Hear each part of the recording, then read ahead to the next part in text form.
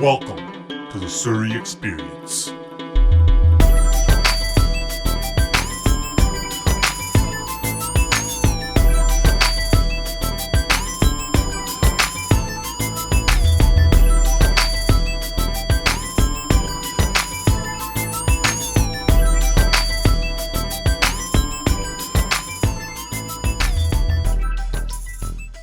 Welcome to episode 10 of the Surrey Experience. How's everyone doing? I hope y'all had a great weekend. My weekend was crazy, man. I just got back from Los Angeles, or as the kids call it, LA. Yeah, I was just out there for my brother's stag or bachelor party or whatever the fuck you want to call it, man. If you haven't partied in LA, I highly recommend it, dude. It was fucking unreal. Remember that one time I said Surrey girls are pound for pound some of the hottest chicks in the world? Apparently, I need to get out more because the chicks in LA, holy fuck, dude. Smoke shows. I was there for 2 nights. I probably saw at least 1,500 smoke shows. Like at least 8 out of 10 or higher. It was fucking unreal, man. The whole vibe there, it was amazing. It was amazing, man. If you haven't partied there, I couldn't recommend it enough. Like, fuck going to Vegas. Fuck going to, like, Arizona or wherever the fuck everyone's going. Phoenix. You got to go to LA, man. It was amazing. We stayed at the W in West Hollywood. We didn't leave the fucking hotel the entire weekend. We spent our entire weekend in that one hotel. That's how fucking crazy it was. And I had like probably the best time of my life out there. It was an amazing weekend, man. Even the flight, even my flight was amazing. Because I had a credit with WestJet, right? Because I was supposed to go to Mexico last year, but I twisted my ankle so I couldn't go. So I said I had a credit with WestJet it was like $500-$600. I had like a week to use it. Normally, I'm a cheap fuck. I would probably get a coach seat, but I had like $500 and I got the priority ticket. So it's not really first class, but it's like I don't know what the fuck you call it, but it's above coach. It's like the one higher than coach, right? So I go on the fucking flight. And I'm not expecting anything. I've always been in coach my whole life. Never been priority seating, right? Never even dreamed of being priority seating, right? So I fucking board the plane. I sit down and I'm not expecting anything, right? And the fucking flight attendant comes with a pen and a paper. And she's like, "Hey, sir, how are you doing? What would you like to eat?" And she's like writing it down like a fucking waitress at like a restaurant, right? So I'm like, I'll get the fucking egg sandwich. I'll get a Canadian on the side, Got some beers, got this party started, right? So they fucking bring out the food, and they don't just give us the food. They bring it in this, first they put our table out, and they put like this linen cloth on there, like you're at like some sort of 5-star restaurant, right? And then she puts like this huge tray with all this food, right? And I eat it, I drink my beer, I'm having a great time, I'm listening to music, right? I got this fucking old lady sitting next to me, right? Which is perfect, because I don't really want to talk to anyone. So I eat the fucking sandwich, right? The waitress comes, or fucking the flight attendant comes. She takes my tray. She gives me another beer. It was fucking amazing, man. And like half an hour later, they come back with like all these hot towels. And so like you didn't even have to get up to wash your fucking hands. I'm like washing my face with the hot towel, right? The old lady's fucking doing the same thing. And I look behind me and all these fucking guys in coach, they're all standing there starving, And I'm like, this is fucking awesome, right? It was such a peaceful flight, man. I got like a nice 1-hour power nap. Woke up, landed in LA, and when you're priority seating, they let you leave first too. So it was fucking awesome, man. And the best part was I booked my flight last minute, so I didn't have to go with my brother and all his animal friends, right? I didn't have to do all that bullshit. I just went by myself. Nice and peaceful flight. It was beautiful. So we get to fucking LA, right? And we get to the W Hotel. It was beautiful. It was amazing. But before we check in, we go to the fucking bar, right? There's a bar in the lobby. And we're like, okay, we're going to get 4 drinks and we'll get 4 shooters, right? Let's fucking party. Let's start it off. We had 4 drinks and 4 shooters and our bill was like $250. And I was like, what the fuck? Dude, LA was awesome and everything. But man, it's a fucking tax, man. If you want to go there, you got to take some money. Even our room was like, I think our room was like $1,200 for 2 nights. It's fucking retarded, but it was worth it, man. It was so much fun. The nightlife in LA, man, it was unreal. We went to this one like club. It was connected to our hotel, but it was upstairs. It was fucking insane, man. You could like hack butts inside there. There's like a pool party going on, and there's like a nightclub, dance floor, everything. And we're just fucking smashed, right? The whole team smashed. Not gonna lie, I was on some other stuff too, right? It was a fucking party, man. I had a great time. And then we woke up the next day, hungover. We went upstairs to the pool party in our hotel. Holy shit, dude. Unreal. One of the best pool parties I've ever been to in my life, right? We got bottle service there, which of course was a fucking tax as well. But it was so worth it, man. We were like smoking weed up there, hacking butts. We were drinking Red Bulls, everything. And there was like 7 of us and none of us went in the fucking pool. We just stayed in the little cabana thing, but it was awesome, man. I didn't really meet too many celebrities out there. The only famous person I really met out there was Damien Sandow, who, if you're a wrestling nerd, you probably know who that is. And he just quit the WWE or whatever. So I went up to him. I was like talking with him. I gave him a drink. We hung out. It was cool, man. It was really fun. And then a couple hours later, right in the corner of the fucking pool party, I saw this gay Yenny, dude. I swear to God, man, this Yenny. And you know what? Like, some people, you can't tell if they're gay or not. This guy, you could tell he was gay, like right off the bat, right? So I'm looking at the gay Yenny dude, and he's hanging out with like 2 other white dudes. I think they were gay too. They didn't look as gay as him, but I'm pretty sure they were gay. And in my fucked up state, I'm just like, fuck, man. I'm going to go talk to the guy. I'm going to go pick his brain, right? What's it like to be gay in Hollywood? Like, that Yenny dude should be chilling with other gay Yenny dudes, you know? They should have a gay Yenny crew. And then I started thinking, like, how do Yennies know if another Yenny's gay? Is there like, they should have like an app for that, like a Tinder or like a Grinder for Yennies, right? Because there's no way to tell. You can't like, it's not like they put their kara on their left hand or some shit like that, right? Which would be smart. They should do that. Any of you gay Yennies out there listening, if you want, you guys should all put your kara on your left hand. So if you know the other Yenny's gay or not. But yeah, man, maybe I should develop that. Maybe I should come up with the app for gay Yennies, like a Grinder for Yennies. No, that wouldn't work. Turban and Grinder. Turbiner? Grind turban? No, that doesn't work. Grinder for Sings? Singer? That could work. Singer? SINGHR? I don't know what the fuck I'm talking about. But yeah, man, LA it was good, but there was like the fucked up parts as well. Like, everyone just seemed so paranoid, man. There was all these protests going on because of all those cops getting killed and the black dudes getting killed. Everyone seemed so on edge, you know? So like fucking testy.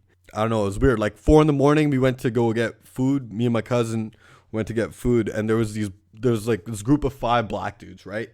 And they're like straight hoodlums. They got the fucking do-rags on, and they're just, I don't know what the fuck they're on, but they couldn't have been bigger dicks, man. Every chick that walked by, they'd start hollering at them like, "What's up, girl? Why don't you come get some of this, girl?" Dude, there was like this couple, right? And they're like probably late 20s, early 30s. White couple, nice looking couple, right? And these fucking black dudes, right? These fucking hoodlums. Right when they walk by, they're like, "What's up, girl? Why don't you leave your man? Why don't you leave your man and come hang out with us? We'll show you what a real man looks like. We'll show you what a real man." And I'm like, man, dude, I swear to God, if these guys were in Surrey, I would have fucking punched them in the face. What kind of a fucking man hits on another man's wife in front of him, you know? Fucking assholes. And then we were going home back to the hotel, and I'm crossing the street, and this is 4 a.m. There's no fucking cars anywhere. And we crossed the street, we jaywalked, and these fucking 5 cops are like, hey, come here, right? We're like, what the fuck, right? So we just keep walking. They run up to us. They're like, "What do you guys think you're doing?" And I'm like, "What are you talking about?" They're like, "You just jaywalked." And I'm like, "Yeah, fucking there's no cars on the street." He's like, "Yeah, but it's illegal to cross the street." Right? And I'm just thinking like, dude, fuck this guy. But in the back of my head, I know these cops, they'll fucking shoot my ass so fast, right? If they're shooting black dudes, American citizens, they'll fucking shoot me, right? So I try to go with the Canada angle. I'm like, "Hey, I'm sorry, I'm not from here." They're like, "Yeah, where you from?" I'm like, "I'm from Canada." And they're like, "Oh, it's legal to jaywalk in Canada too?" And I'm like, "No, but when it's 4 a.m, you know, it's not a big deal."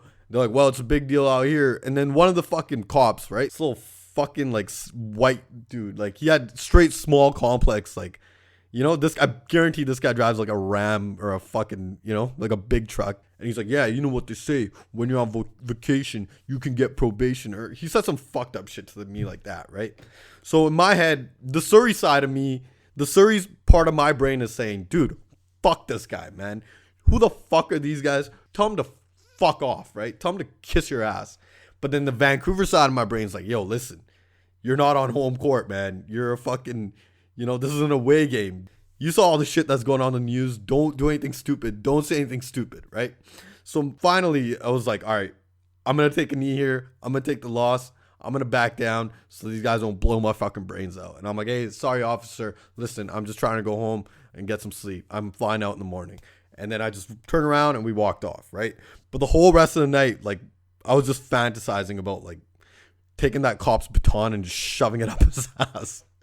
Fucking assholes, man. But it wasn't all bad. Then we met this other black dude at our hotel, right?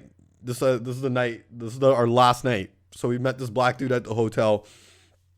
And this guy was the man, right? He was probably like 50 years old. He looked like, if anyone's seen Friday, he looked like Ice Cube's dad in the Friday movie, right?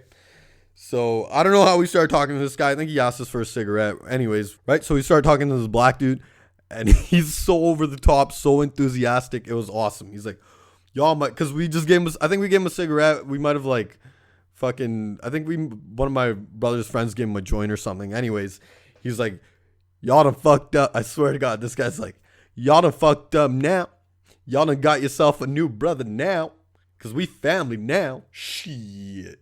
We family now, boy. He was like so over the top friendly. And he's like, y'all my brothers. We family. I'm coming to Canada with y'all. Y'all my family now. But you in my city tonight. I'm going to get all y'all drunk tonight, boy. You guys ever drink Hennessy? Y'all want some Hennessy? And I was like, yeah, fuck it. We'll take some Hennessy, right? This guy's like, yeah, he's like, I'm going to get y'all some ladies tonight too. Cause y'all my family now, boy. Y'all done fucked up now. We brothers now, boy. Shit. Right? And then he would like walk to the other side where my brother guys were chilling. He would do like, if anyone watches the WWE, he would do like this Vince McMahon walk over to the other side. And he would start saying the same shit to them. Like, we family now, boy. Shit. Y'all done became my brothers now, boy. Right? So then he'd go talk to my brother guys. Then he'd walk back over to us with the Vince McMahon walk. And he'd be like, what's up, brother? Y'all my brothers. We family now. Shit. Right? And then he started getting all like sentimental. He's like, my granddaddy taught me when I was just a little kid to love everybody's. You love everybody. White, black, Jewish, right? Christians, Muslims. I think he thought we were like fucking Pakis or something, right?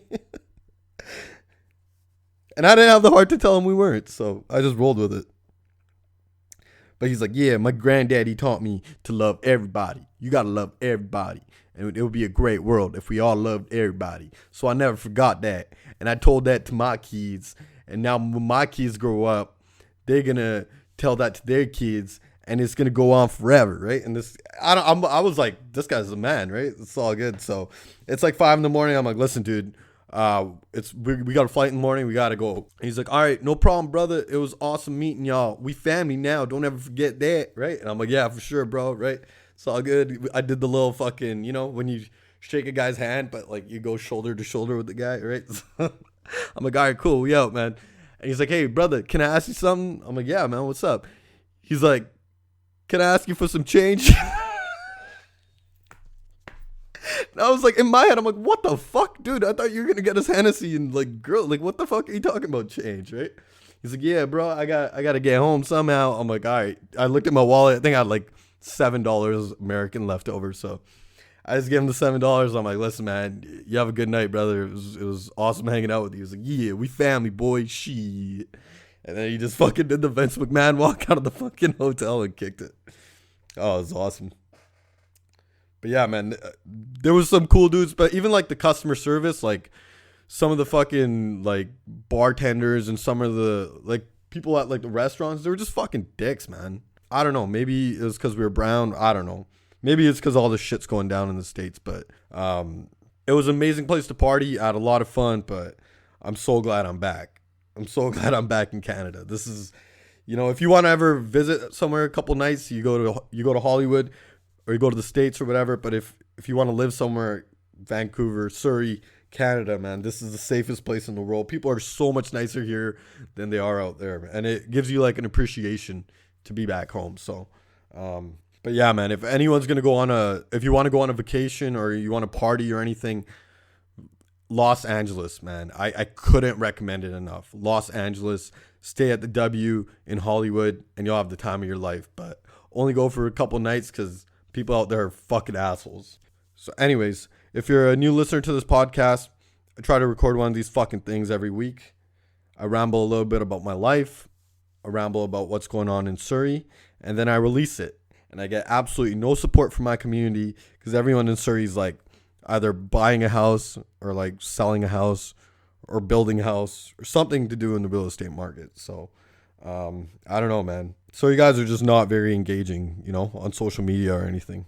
Maybe I should start marketing my podcast to like Surrey girls or some shit, Start talking about weddings, but in like a positive manner. Right? Like, oh my God, like Prab and what's a generic Surrey girl name? Karen Neetu.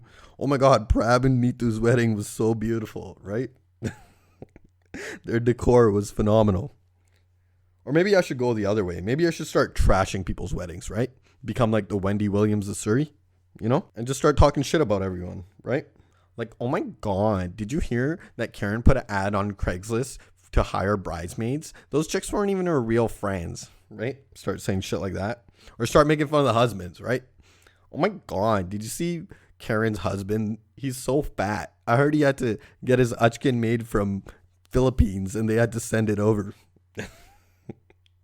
I need to stop being so positive on my podcast and like become a hater so people actually listen to this shit.